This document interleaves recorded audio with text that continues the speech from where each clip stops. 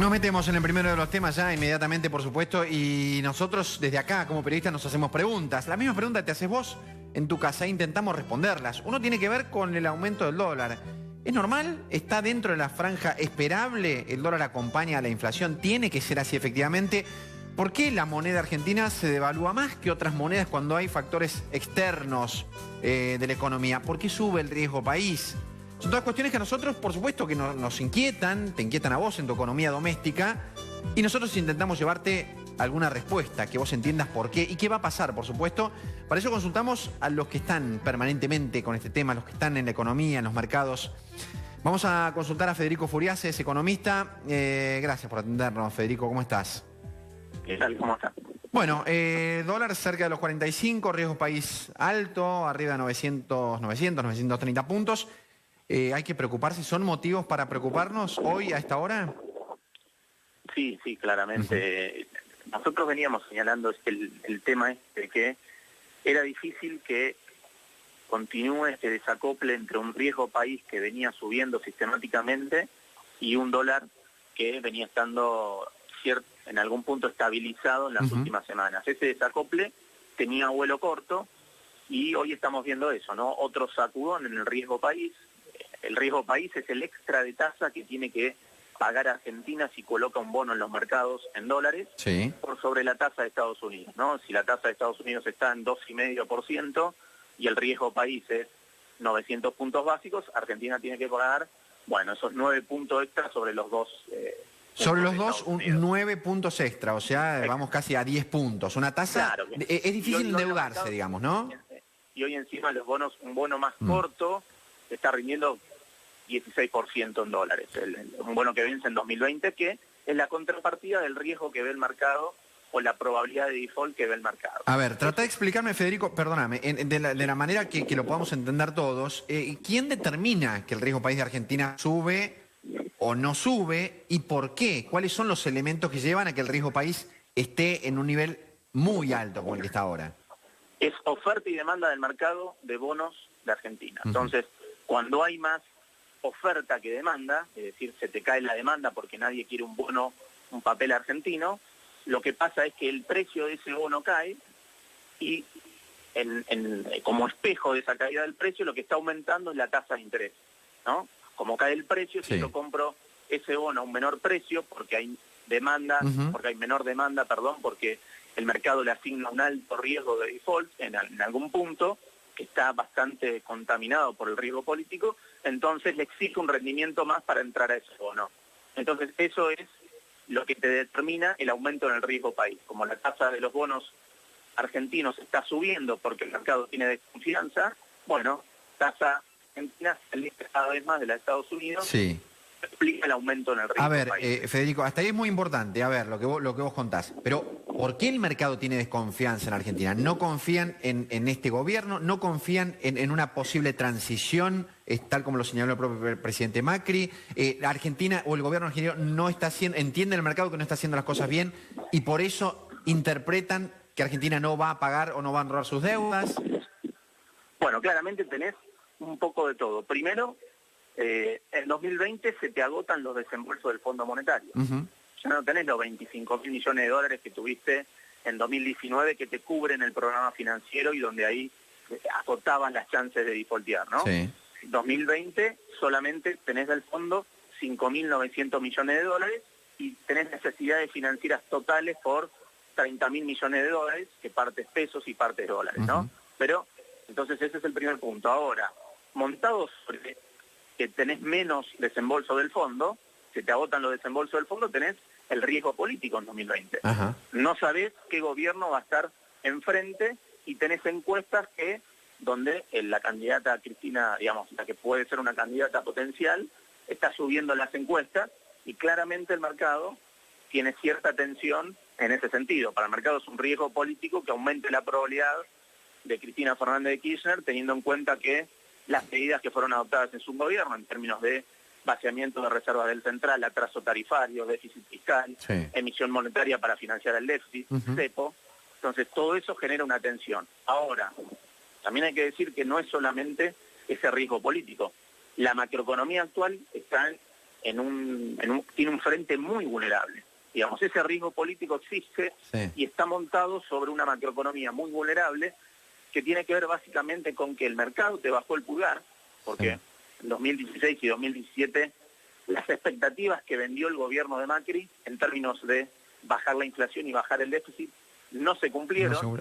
Encima agudizaron el desequilibrio externo y eso te pasó factura, el mercado te bajó el pulgar, y el problema es que la economía, como te bajó el pulgar el mercado, tenés que buscar un dólar más alto para que las exportaciones generen dólares genuinos, pero el ir a buscar un dólar más alto te complica dos frentes.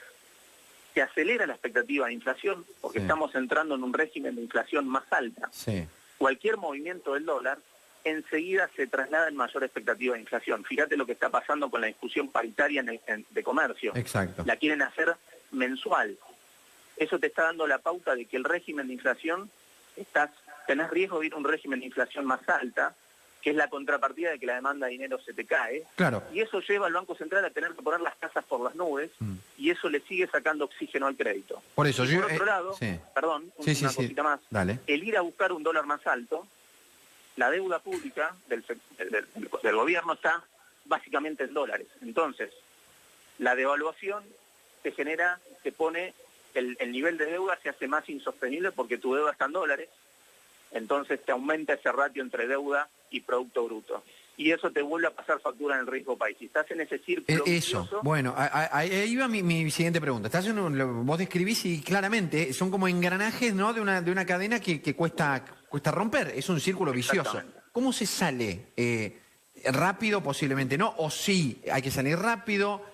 ¿Qué medida o qué suponés vos que se puede hacer o que el mercado podría interpretar como una buena medida para empezar a bajar el riesgo, que el dólar no arrastre los precios, digamos, y se genere o se corte este círculo vicioso? Es muy poco, lamentablemente, lo que puede hacer el gobierno, porque en este régimen monetario donde tenés esta ancha avenida, que es la zona de no intervención del Banco Central, que acordó con el Fondo Monetario, donde el dólar del piso al techo tiene un 30% de recorrido, claramente tenés muy pocas herramientas, solamente te queda la tasa de interés. Entonces, la combinación de riesgo político escalando, porque el gobierno, en esta paradoja de polarización con Cristina, no puede controlar entonces el riesgo político. Entonces, mientras el riesgo político siga escalando y te pase factura en riesgo país y en el dólar, en esta ancha avenida que es la zona de intervención del Banco Central, muy poco lo que se puede hacer. En realidad, lo que necesitaría el mercado es: dame alguna garantía, algún consenso político que vaya más allá del gobierno de que están siendo las condiciones para mantener una macroeconomía estable en términos de ir hacia un superávit fiscal, tener un orden monetario, controlar lo monetario. Entonces, esa certidumbre política, ese consenso político hoy no existe. Por eso el mercado te sigue pasando factura. Ahora, Paula tiene una pregunta para vos, Federico. Sí, Federico, ¿cómo te va? Porque te voy escuchando, ¿viste? Y voy como subiendo presión. No, porque digo, y entonces que nos entregamos a ver qué pasa en octubre y esta incertidumbre política, a ver, la tuvimos en el 2017 cuando tuvimos las elecciones intermedias, a ver qué pasaba, bueno, si ganaba entonces el gobierno, entonces ahí sí, y como que siempre estamos esperando algo y esperamos la plata del fondo y la plata llegó y la plata se inyecta y sirve para calma de 3 días, digo, como que estamos todo el tiempo esperando soluciones, una salvación o soluciones mágicas que claramente llevamos 4 años en la que no funciona. Esto está claro. Es que ese es el problema. No podemos esperar una solución mágica. Esto es un trabajo que, digamos, uno está mirando el problema hasta octubre es el dólar, pero después el problema que queda en 2020 en adelante es más fuerte. Es si vamos a tener o no un consenso político que, digamos, mantengan los pilares de una macroeconomía sana en términos de ir a un superávit fiscal, ordenar lo monetario, lo que hicieron los demás países que tienen en un año la inflación que nosotros tenemos en un mes. No hay que inventar nada raro. Entonces, mientras ese consenso político no esté, va a ser muy difícil pensar en mediano plazo y vamos a tener que seguir pensando en soluciones mágicas que en realidad son utópicas y no existen, y vamos a seguir tener que preocupándonos por cuánto va a ser mañana el dólar y el riesgo país, y el dato de inflación de abril. Ahora, Federico, cuando desde el gobierno... mira, antes la pregunta, lo que te voy a proponer es compartamos lo que dijo Macri, el presidente, hace un rato nada más, unos segundos, habló sobre el riesgo país. Presta atención. Continuamos en esta tarea de ser confiables, de ser previsibles.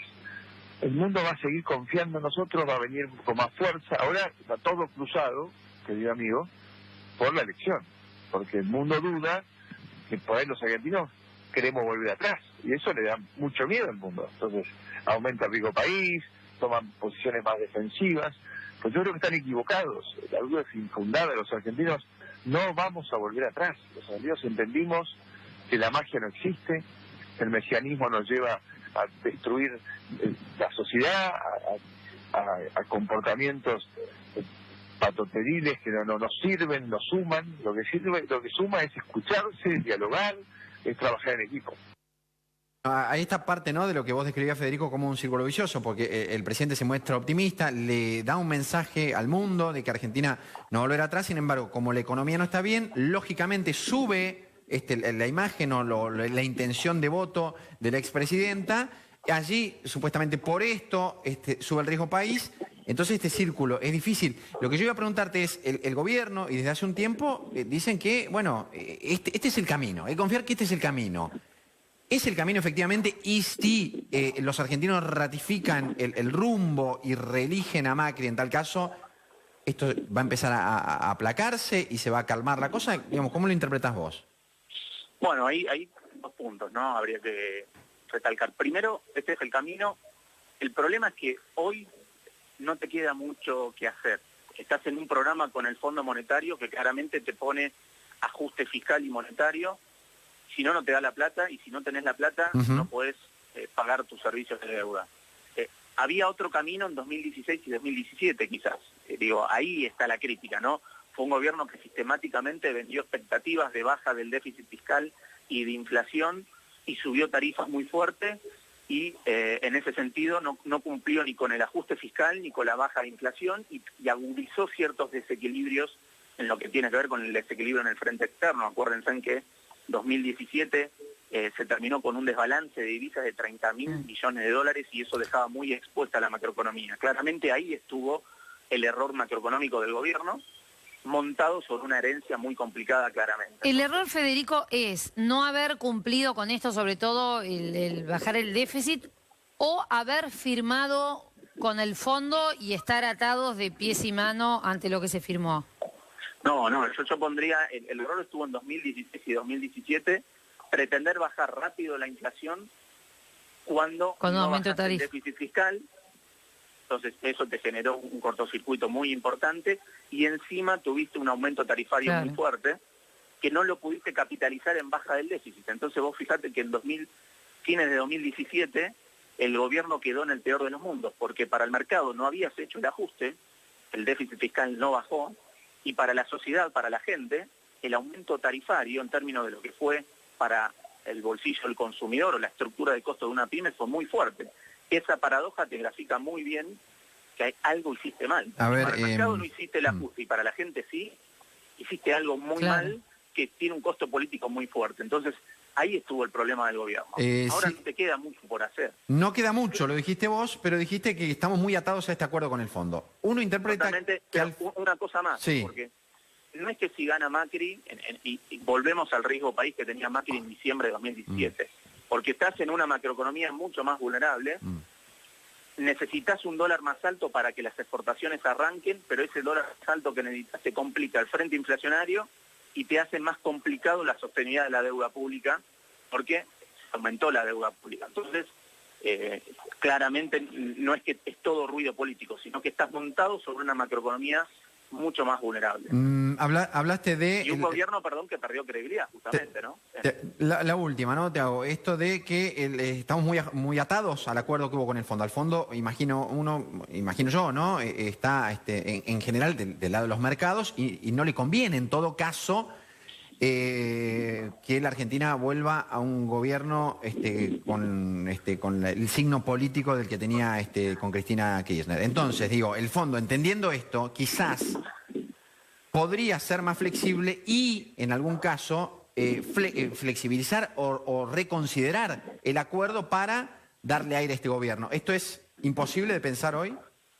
Bueno, podría ser una alternativa. El tema es si no es demasiado tarde, ¿no? Claramente que sería mucho más manejable. El fondo tiene una lógica de que da los dólares para pagar la deuda, claramente. Sería mucho más alivio que el fondo pusiera dólares en las reservas del Banco Central para que tenga mayor poder de fuego en el control del dólar. Porque si achicás o haces más angosta esa zona de no intervención, pero el Banco Central no tiene espalda para intervenir, puede ser un arma de doble filo. Entonces, esa discusión sí, hay que ver si está y hay que ver si, en caso que se dé, si no es demasiado tarde. Dudo que vaya por ese lado. Entonces, en el mientras tanto, tenés esta paradoja de que la polarización, con Cristina sumando en las encuestas, te va a seguir pasando factura en el riesgo país y en el dólar, y eso cada vez le saca más herramientas al gobierno para dar vuelta a la macroeconomía y para bajar la inflación, más allá de estos paliativos anunciados en términos de congelamiento de precios o estímulo con crédito del ANSES, claramente, porque echás agua por otro lado, pero haces más restrictivo por el otro la política monetaria. Fíjate que hoy las tasas de interés siguen subiendo, porque está subiendo el riesgo país y eso te está filtrando en un aumento del dólar que te acelera las expectativas de inflación. Volveremos a charlar y a consultarte, Federico Furiase. Gracias por tu tiempo. Por favor, un placer. Hasta luego.